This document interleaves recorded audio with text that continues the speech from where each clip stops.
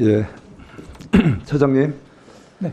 예, 지난 2021년 말에 야권의 이런 뭐 횡포성 패스트트랙 무리한 패스트트랙 추진으로 그 당시 정말 공수처가 여러 가지 무리한 숲속에서 탄생을 했고 그 공수처가 또 탄생 이래 제대로 된 역할에 충실하기보다는 정치 편향적인 그런 행태를 보였다 이런 지적을 받고 있는 거 얘기 들으셨죠? 네, 뭐 일부에서 그런 지적이 있는 걸로 알고 있습니다. 뭐 20대 대선 과정에서도 윤석열 후보 관련 수사가 무리하게 진행되다 검증도 없이 사건을 종결하는 그런 어떤 모습도 있었고, 또 22대 총선 과정에서는 이종섭 호주 대사 출국 금지 관련해서 출국 금지만 수회 연장 조치하면서 하고 실제는 기초적 조사도 안 하고 또 실제는 제대로 된 조사도 안 하면서 이 어떤 사회적인 또 정치적인 간섭하는 듯한 그런 국정의 어떤 분란 행위를 조장했다 이런 지적을 받고 있어요. 거기다 최근에 최상병 관련 수사와 관련된 내용들이 피의 사실이 수시로 이게 유출이 되면서 마치 공수처가 뭔가 윤 대통령이 수사를 예하벨 가한 것처럼 이런 많은 보도들을 이렇게 나오게 했죠. 자, 이러한 공수처가 최근에 사건 사무규칙 제28조 삭제한 거 알고 계시나요? 네, 알고 있습니다. 예.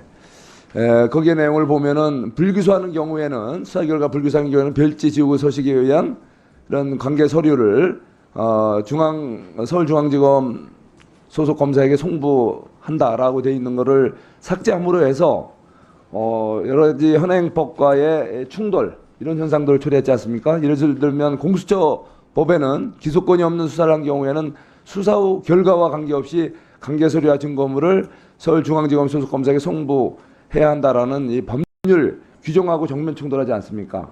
예? 그러다 보니까 이제 이 고발인의 또 권리까지 침해하는 문제가 생기죠.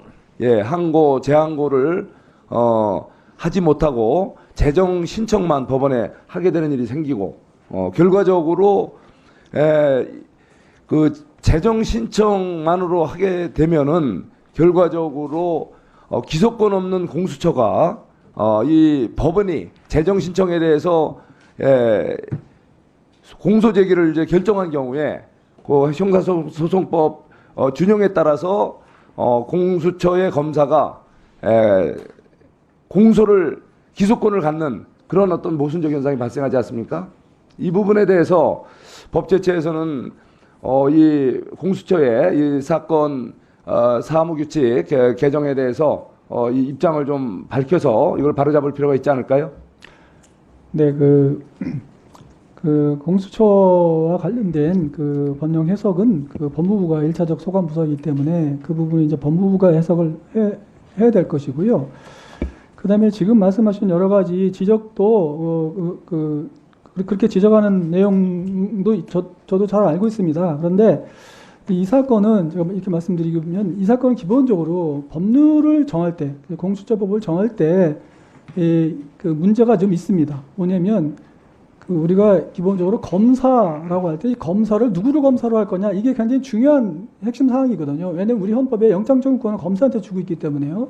그다음에 공소권을 검사한테 주고 있기 때문에 어떤 사람을 검사로 할 것이냐 이게 입법을 하는데 기본이 돼야 됩니다. 그러면 도대체 누구를 검사로 하냐? 검사는 공소권자예요. 모든 나라에 공통적으로 검사는 공소권을 갖고 있습니다. 그러니까 공소권을 가진 사람을 검사를 하거든요. 그런데 공수처법을 만들면서 공수처는 검사라고 하면서 공수처 검사가 일부만 공소권을 갖는 거예요. 일부만 공소권을 갖고 나머지 공소권을 갖지 않고 수사만 하는 그런 영역을 두 개를 이렇게 합쳐놨습니다. 거기서 문제가 되는 거예요.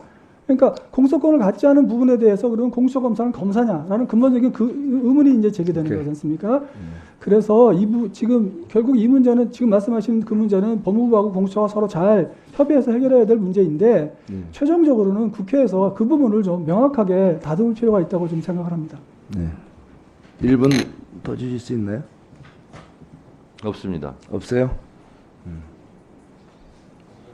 요즘 고생 많으시죠? 예? 네, 법제처가 감사합니다. 네. 세종시에 있습니다.